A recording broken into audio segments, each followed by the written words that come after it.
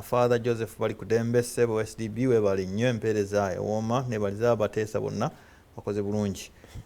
Nyina mwampi wa Busiro muno mumaze Honorable Engineer Denison Daduli ku Denison Construction Solutions. Thank you so much for the show watching. Muzikirize nja kusembya buno Bwambale ngambye kulamusiza nnyo Honorable Busuula enguzi mbi nnyo ddala naye ekintu ekyonna ekibi kiwooma era terigwa mu nsi okutuusa Katonda lwalidda. Mujjukire Yuda mu Bayibuli era naye yatunda Mukama wa Yesu n'amulyamu enguzi. N'olwekyo tusabe Mukama Katonda akyuse embeera. Ndabira Honorable Omukyala Honorable Brandon abe NRM nze Honorable Bwambale Workers Rep Kasanda District wati wagambye.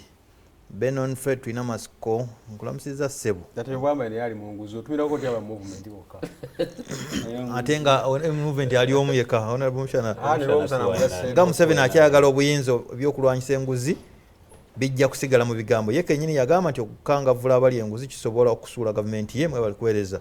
Benon Fred tulina masiko bwati bwabitebezza. QC Robert Mugisha ku QC Restaurant Nansana ageetuboota buliro mwebale nnyo. It is good Honorable Munyagwa realizes that he repeats himself on every program. We expect new contribution from him. Ania Kigambi waliwo kulumba wano naye ataddeko akagambo ono Mukasa Robert n'agamba byonna Mukama byatukoze ffe tujja kugenda nabyo naye gavumenti ye erina okugenda. Musita Robert Honorable Munyagwa lwaki temwegatta ku Museveni mulwanyisa enguzi mukivumirizi ate temwegattako. Kale kankozesa eddakiika zino entonotono tuzigabane kati Honorable Munyagwa muwa prescription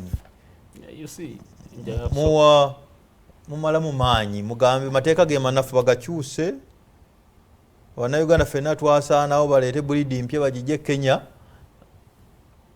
Waliwo professor ayansomesa psychology nina kadiploma ka propaganda ke nali nsoma naye yaŋŋamba nti teri muntu alina mirembe nga muntu atamanyi.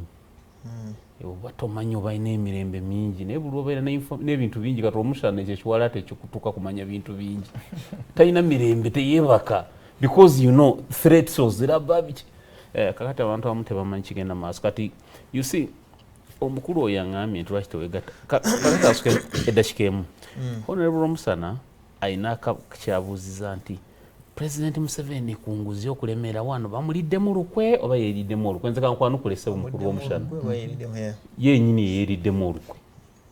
Support your statement. You see nze nali chairman Kosase nawulira ebintu bingi nnyo nga ndi ku parliament awo onoonyereza. Yes nga buli kyenkwatako banfubutula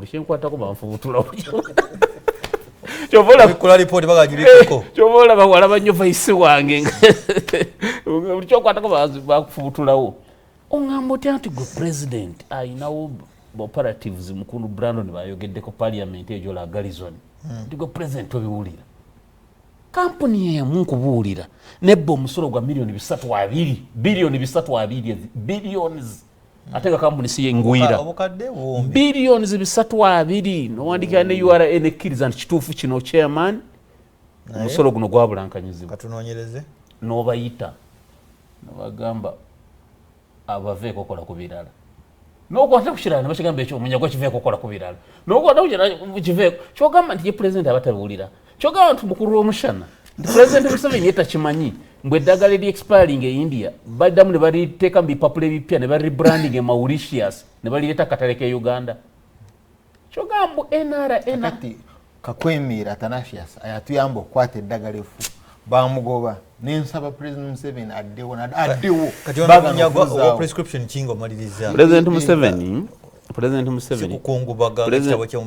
Museveni akkiriza alekulire eggwanga lifune direction empya cabinet secretaries tekisoboka kankunnyonnyole mwana wange buli gola accounting officer gola mu government eno alina akakwate ku first family ministry nga nyingi buli omu aba alina yamuleeta ebyo byonna nabiraba nalaba bingi so kati ebyo alekulire akkirize kubanga omwana bw'ababbanga wa mu nju talina n'engeri gy'onoomukangavula akulema. So obubbi bwa NRM buli mu DNA ya NRM tebuyinza kuwona ate kwogezaako okugirongosa nti obujemu NRM ejja kugwa ate gwe neggwanga. The only solution President Museveni kuconsidinga nagamba kino kinnemye then eggwanga ne ligwa mu mikono emituufu egiranwawanyisa kino naye nkunyonyola abantu eddagala libamira wano 90% ddagala fu eyo nabyogerako teri kyetayogera teri byetamabalwage tawandiika naye nga bagamba ekyo wacha iyo kola biri funa byokola ebirala ekyo kireke funa byokola Ssentebe Kasana funa byokola prescribe the medicine